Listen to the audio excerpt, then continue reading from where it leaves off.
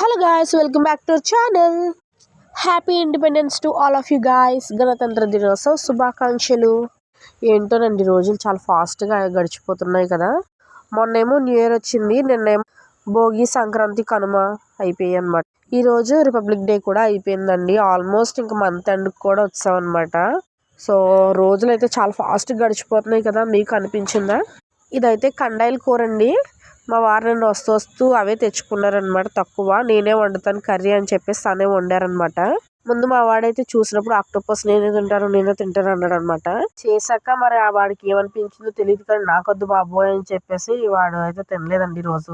మా వారు ఏదో ఫ్రై లాగా చేశారు, మరి టేస్ట్ ఎలా ఉందో తనకే తెలియాలి. నేనైతే తినలేదండి, నాకైతే అస్సలు ఇష్టం ఉండదు అనమాట.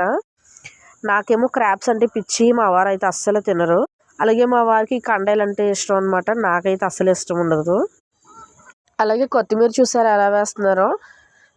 నాకు తెలిసి ఎవరు అలా వేయరనుకుంటా, మా వారు తప్ప.